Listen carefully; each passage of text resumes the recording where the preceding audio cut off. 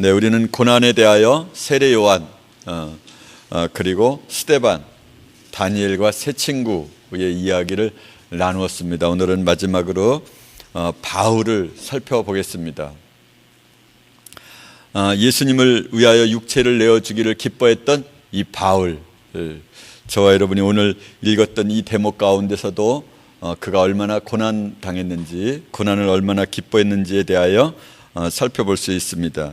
육체의 고난은 우리가 사랑해야 할 단어입니다.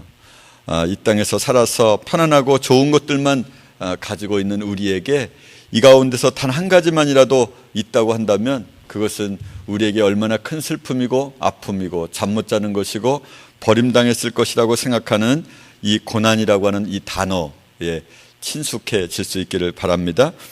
이 땅에서 천국의 삶에 더욱더 소망을 갖게 되는 것이 무엇이냐?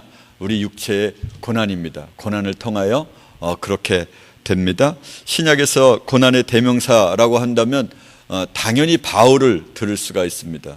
이 바울은 신약 성경 가운데 13권을 썼습니다. 그러니까 27권 가운데 13권을 썼으니까 절반 가까이 썼죠. 또 성경은 사도행전 28장 가운데 20장을 오직 바울에 대한 기록의 이야기로 가득 채우고 있습니다. 바울은 이 땅에서 사는 동안 믿음의 모델로 잘 걸어갔던 사람이었습니다. 성령님께서 그의 영혼을 붙잡아서 어떻게 살아야 할 것인지, 죽음도 불사했던, 죽기를 각오하고 그리스도 예수를 섬겼던, 그리스도 예수를 전했던 그런 사람 바울. 오늘 저와 여러분도 바울을 꼭 본받는 자 되면 좋겠습니다. 저와 여러분이 그 모델을 따라서 나머지 인생을 꼭 살아가시기를 바랍니다. 오늘 그의 고난의 길을 뒤쫓아 살펴보겠습니다. 인생의 모든 목적을 오직 예수 그리스도께 두고 말입니다. 인생의 목적을 세상 사람들이 갖고 있는 것에다 두지 않고 정반대의 삶을 살았던 사람 바울. 분분초초 예수님만이 우리의 구세주라고 그렇게 고백하면서 우리의 나머지 인생을 계획하고 천국의 삶을 이 땅에서 살 수 있기를 바랍니다. 할렐루야. 바울은 온갖 어려움을 겪었습니다. 극한 상황을 맞이했죠. 오직 그리스도만을 위하여 예수 그리스도를 전파하기 위해서 그의 나머지 인생 전부를 통째로 살았던 사람입니다. 그는 제가 말씀을 통하여 몇 군데 볼 테지만 어림잡아 43가지 고난을 담담하게 이렇게 써내려 갑니다.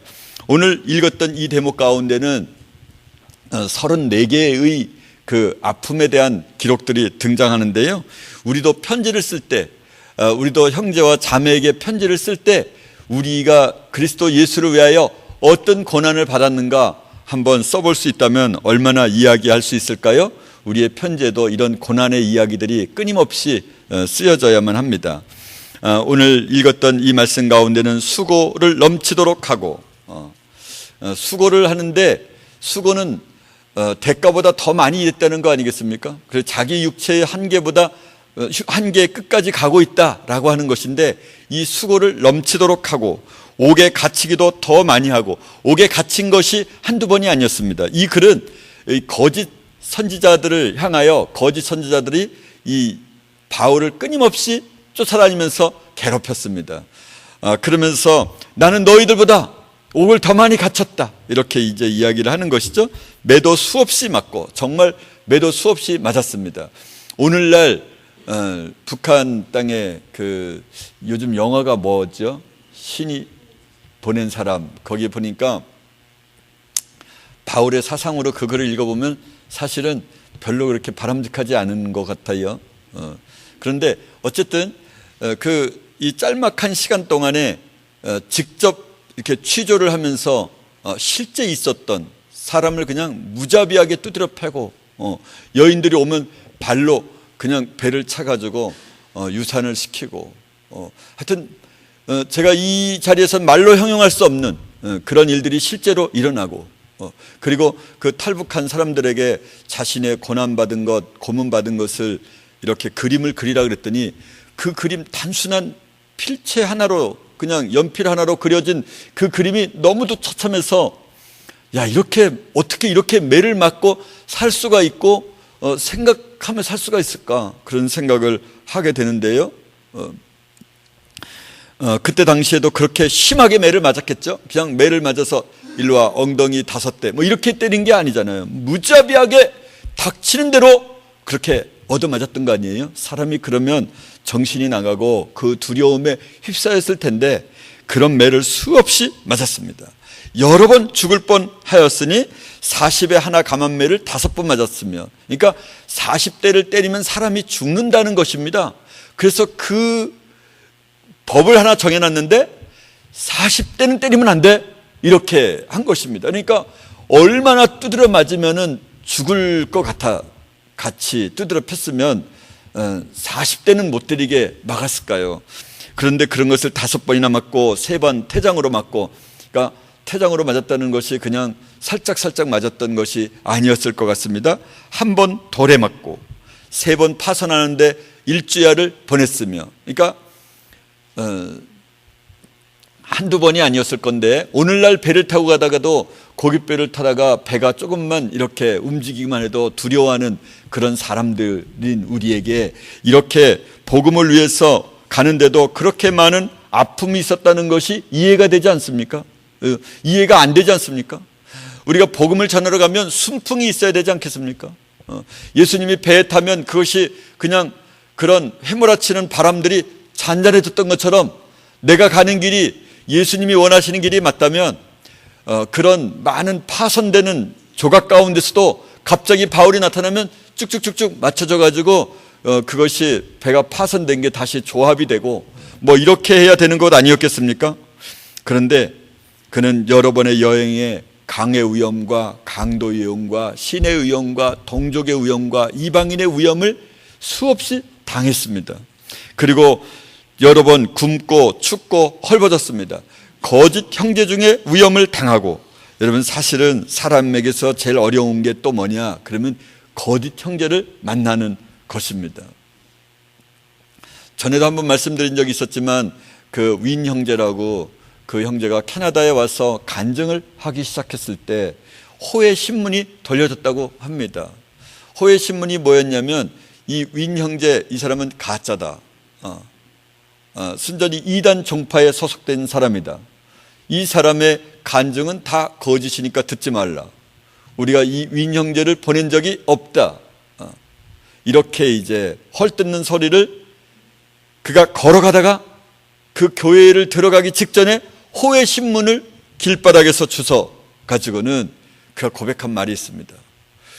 자기가 중국에 있을 때 이렇게 매달려 가지고 하도 안 내려놓으니까 그냥 돼지를 매달아 놓듯 그렇게 매달아 놓고 고백을 안 하니까, 예수를 안 믿는다라는 말을 안 하니까 옆에다가 아내도 같이 매달아 놓는 거예요. 하루 이틀 3일 4일씩. 그래서 그곳에서 오줌도 놓고 대변도 보고 그렇게 해서 이제 팔이 탈골되고 다리가 탈골이 되는데, 그런데도 사실은 나는 그곳에서 사는 것이 훨씬 더 쉬웠다. 나는 민주주의 나라에 와서 예수를 믿는 것이 이렇게 쉬운 나라가 있고, 나는 얼마나 어려움을 당하면서 예수를 믿었는데 정말 너무도 불공평하다, 이런 생각을 했는데 나는 내 조국 중국이 훨씬 더 예수를 믿기 더 쉬운 나라이다. 나는 민주주의 나라가 이렇게 아파하는지, 이렇게 아픔을 갖고 예수를 믿어야 하는지 자기는 이제 알았다. 나는 지금이라도 중국으로 가고 싶다, 이렇게 말하는, 그렇게 고백하는 글을 읽어본 적이 있습니다. 여러분, 거짓 형제를 만나게 되면 사람이 죽음보다도 더 고통스럽습니다. 그래서 사람의 이런 칼날 같은 말을 한마디 들으면은 그것에 자기 목숨을 보통 사람들은 버려버리지 않습니까? 그 많은 생활, 그 많은 자녀들, 사랑하는 아내를 놔두고 그냥 자신의 몸을 던져 버리는 것 아니겠습니까? 이런 시험을 그가 수도 없이 당했습니다. 수고하고 애쓰며 여러 번 자지 못하고 줄이고 목마르고 굶고 춥고 헐벗었노라. 여러분이요, 사람에게는 말입니다, 목마름이라고 하는 것이 어떤 것인지 여러분은 아마 경험했는지 모르겠지만, 이 목마름은 말입니다, 사슴이 나중에 시냇물이 목말라 없었을 때 보면은 어떻게 하냐면 앞발로 한없이 그 신기루를 보고 가다가 그 신기루에서 거기가 물이 있는 줄 알고 앞발로 모래를 파다가 이 모래에 이게 달아가지고 이게 툭툭툭툭 이게 잘라져 가면서 그러면서도 울면서 그 모래 바닥을 팝니다. 이게 목마름이라고 하는 것은 목말라 본 사람은 한순간도 이 목마름에서 벗어날 수가 없습니다. 사람이 살다 보면 고통도 잠시 시간이 지나서 이렇게 순간순간 잊고 지낼 때가 있지만 목마름은 그렇지 않습니다. 그래서 의에 줄이고 목마른 사람, 이것은 무엇을 말하냐? 분분초초 그 어떤 생각 가운데서도 하나님의 의를 선택하는 것, 그것이 자신의 최대의 갈망인 것을 어떻게 표현하냐? 배고픈 것도 참을 수 있지만, 순간은 참을 수 있지만 목마름은 순간을 자신의 생각 가운데서 놓쳐지지 않게 됩니다. 여러분이요, 이런 것들을 바울은 수없이 당했습니다. 복음을 증거하는 사람은 이런 일들이 없어야 하는 것 아닙니까? 오늘날로 말하면 복음을 증거하는 사람은 모든 것이 척척척 원하지 않아도 원할 만한 것들이 한 발짝 내디디면 그것이 쭉쭉 나타나 있어야 되지 않겠습니까? 배고팠더니 밥이 딱 나오더니 순간 목마르다 느끼기도 전에 물이 딱 나와야 되는 거 아닙니까?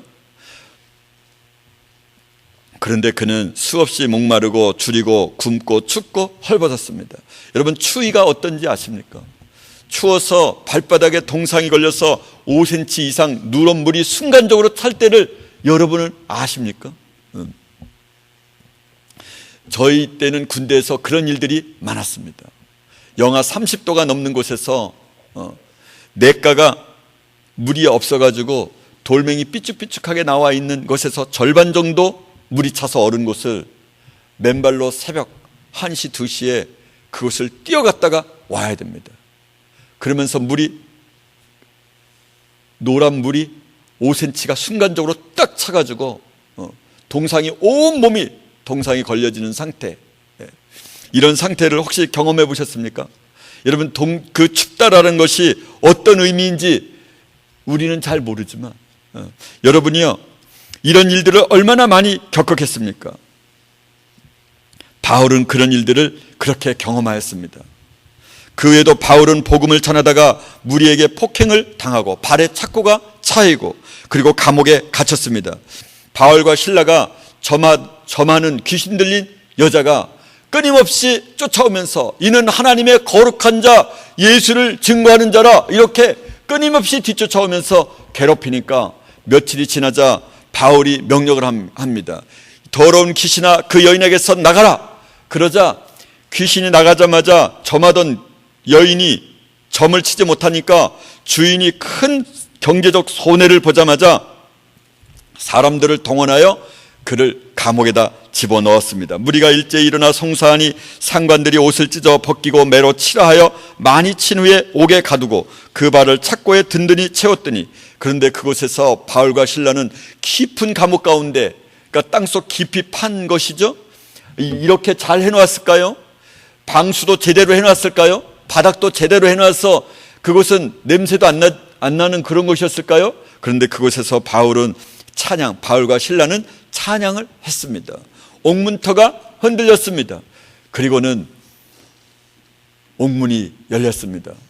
간수장이가 이제 죄수들이 탈출한 줄 알고 그가 자결하라고 칼을 뽑아들자 그의 앞에서 우리가 다 여기 있노라. 그가 감옥에 가면 감옥에 있는 간수가 회개하였습니다. 그가 가는 곳곳마다 회개의 일들이 그렇게 수없이 나타났습니다. 우리도 이렇게 고난을 통하여 이해할 수 없는 전도의 방법들이 끊임없이 일어났던 것이죠. 여러분, 저와 여러분도 그래야만 합니다. 가는 곳마다 옷을 찢김당하고 매맞음을 당했습니다. 죽이겠다고 밥도 먹지 않고 물도 마시지 않고 잠도 자지 않겠다고 했던 유대인들이 끊임없이 쫓아왔습니다. 그러나 그는 죽이겠다고 아우성치는 사람들 앞에서 전도를 합니다. 예루살렘 성전에서 있었던 일이었는데요, 죽이겠다고 하는 사람들 앞에서 수없이 붙잡아서 자신의 옷을 찢고 두드려 패던 그런 사람들 앞에서 갑자기 천부장이 와서 바울을 이제 이렇게 올려갑니다. 다 찢으려고 몸을 잡아 끌으니까. 그래서 그는 그곳에서 이렇게 말합니다. 바울이 가로되 나는 유대인이라 소읍이 아닌 길리기아 다소성의 시민이니 청컨대 백성에게 말하기를 허락하라 하니, 천부장이 이제 그를 데려다가 층대 위에다 세워놓았더니 나로 말하게 허락해 주십시오. 그러더니 그곳에서 바울이 층대 위에 서서 백성에게 손짓하여 크게 조용히 한 후에 히브리 방언으로 말하되, 그리고는 예수 그리스도께서 어떻게 자신을 구원했는지 자신의 간증 이야기를 합니다. 여러분이요, 사람이 간증 이야기를 할 때는 적어도 모든 사람이 조용하고 간증을 좀 해주세요 이렇게 해야 하는 것 아니겠습니까? 자기를 죽이려고 소동하던 그런 사람들 앞에서 그래도 그들에게 그리스도 예수를 전하고자 하는 마음이 불길처럼 일어나서 그는 천부장 앞에서 자신을 변호하는 시간을 틈내서 자기를 죽이려고 하는 사람들 앞에 예수 그리스도를 노래합니다. 그래서 사도행전 22장은 바울의 회심 이야기가 쭉 기록되어 있습니다. 그는 채찍질 당하고 매를 맞으며 돌판매질을 당하고 죽도록 방치되었습니다. 하나님의 놀라운 사랑으로 살아난 그는 자신이 루스드라 성에서 말씀을 전파하다가 돌로 쳐서 사람들이 죽었다 그러고 성 위에서, 성이 아무리 낮은들 1m만 하겠습니까? 몇 미터 되지 않겠습니까? 최소 2, 3m 될 텐데 그곳에서 사람이 하나 둘 셋 해서 죽었다고 밖으로 내쳐버렸습니다. 다 무리가 죽은 줄로 알았습니다. 그런데 그는 그곳에서 이런 말을 합니다. 바울을 쳐서 죽은 줄로 알고 성 밖에 끌어내치니라. 성에 들어갔다가 이튿날 바나바와 함께 더베로 갔어. 그러니까 바울이 일어나서 죽은 줄로 알았던 그 성에서 내치고 난 다음에 그가 살아나서 다시 그 성으로, 루스드라 성으로 들어가서 사람들을 다 전도한 후에 그 다음날 이고니온 성으로 떠나가는 장면을 볼 수 있습니다. 그는 그곳에서 뭐라고 말하냐면, 하나님 나라에 들어가려면 많은 환난을 겪어야 하리라 라고 하는 유명한 말을 하게 됩니다. 천국에 가려면 많은 환난을 겪어야만 합니다. 할렐루야. 우리도 그래야만 합니다. 어디를 가든지 똑같은 대우와 똑같은 위험이 있었습니다. 오직 성령이 각성해서 내게 증거하여 결박과 환난이 나를 기다린다 하시나. 얼마나 놀라운 고백입니까? 각 성마다 성령께서 가는 곳곳마다 예언자들이 말하기를 결박과 환난이 나를 기다린다 하시나, 내가 그리스도 예수를 증거하는 일에 내 목숨을 버리는 것도 조금도 아까워하지 않겠다, 그런 고백을 합니다. 우리도 결박과 환난을 기쁘게 여기면서 우리의 나머지 인생을 살아가야만 합니다. 바울은 선교사에게 모든 시간을 보냈고 자신의 즐거움과 편안함 그리고 안전을 포기하고 자신의 생명을 조금도 아까워하지 않았습니다. 나의 달려갈 길과 주 예수께 받은 사명 곧 하나님의 은혜의 복음 증거하는 일을 마치려 하면은 나의 생명을 조금도 귀한 것으로 여기지 아니하노라.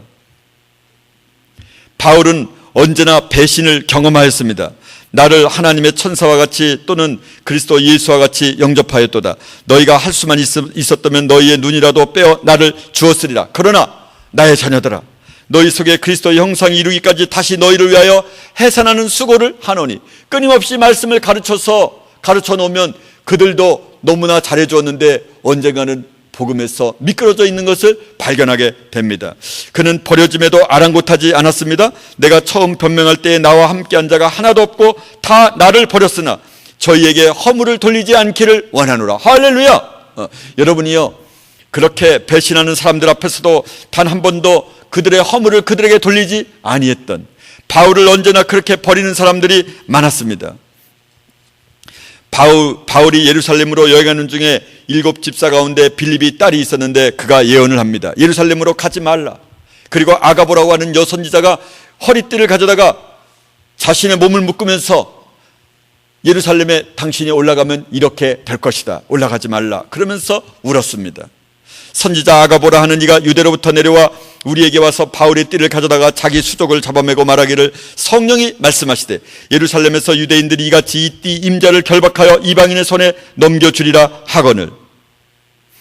우리가 그 말을 듣고 그곳 사람들로 더불어 바울에게 예루살렘으로 올라가지 말라 권하니 바울이 가로되 너희가 어찌하여 울어 내 마음을 상하게 하느냐. 나는 주 예수의 이름을 위하여 결박받을 뿐만 아니라 예루살렘에서 죽을 것도 각오하였노라 하니. 할렐루야.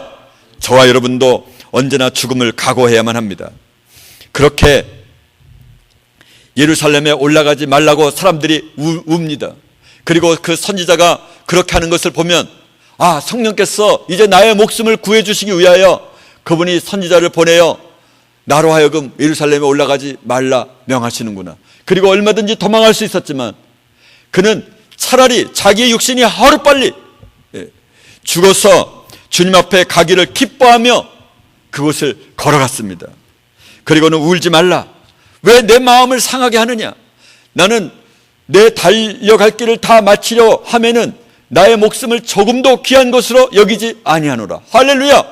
저와 여러분도 꼭 그렇게 살아야만 합니다. 언제나 죽음을 각오하고 우리의 목숨을 초계처럼 버릴 수 있는 사람, 그런 사람이 되어야만 합니다. 약한 것들을 자랑했던 바울은 능욕과 궁핍과 핍박과 곤란을 자랑합니다. 내게 이르시기를 내 은혜가 내게 족하도다. 이는 내 능력이 약한 데서 온전하여 짐이라 하신지라. 이러므로 도리어 크게 기뻐함으로 나의 여러 약한 것들에 대하여 자랑하리니 이는 그리스도의 능력으로 내게 머물게 하려 함이라. 약한 것들이 있을 때 그리스도의 능력이 그의 몸에 머물게 됩니다. 할렐루야. 그러므로 내가 그리스도를 위하여 약한 것들과 능욕과 궁핍과 곤란을 기뻐하노니 이는 내가 약할 그때에 곧 강함이니라. 우리도 언제나 인생의 아픔에 있어서 언제나 자랑할 수 있어야만 합니다. 바울이 갇히면 그 자체가 복음의 유익이었습니다. 형제들아 나의 당한 일이 도리어 복음의 진보가 된 줄로 너희가 알기를 원하노라. 이러므로 나의 매임이 그리스도 안에서 온 시대의 안과 뜰에서 나타났느니라. 그가 갇혀있는 동안에 그 모든 시위대 사람들이 다 예수를 믿게 되었습니다. 할렐루야.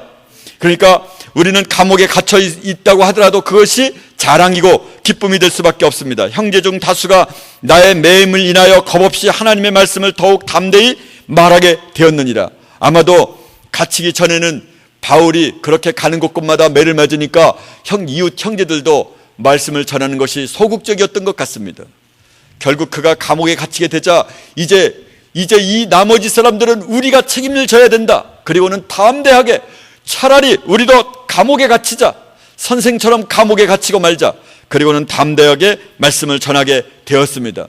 그런 것을 보면 그가 갇힌 것이 한두 가지 유익이 아니었습니다. 전파되는 것은 그리스도니 이로써 내가 기뻐하고 또한 기뻐하리라. 감옥에서 그가 하는 말입니다. 기뻐하고 기뻐한다 그 말입니다. 전과 같이 이제도 온전히 담대하여 살든지 죽든지 내 몸에서 그리스도가 존귀히 되게 하려 하나니. 할렐루야. 살든지 죽든지 내 몸에서 그리스도가 존귀히 되는 것만이 나의 유일한 관심이 있는 사람. 핍박과 고난을 구원이라는 언어와 동일시했던 사람 바울. 저와 여러분이 그렇게 인생을 살아야만 합니다. 고난, 이것은 바울에게서 감사이고 감격이고 구원이라고 하는 언어와 동의어였습니다. 우리도 그래야만 합니다.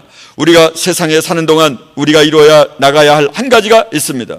우리의 영혼을 위하여, 예수 그리스도를 위하여 우리의 육체가 언제나 길들여져야만 합니다.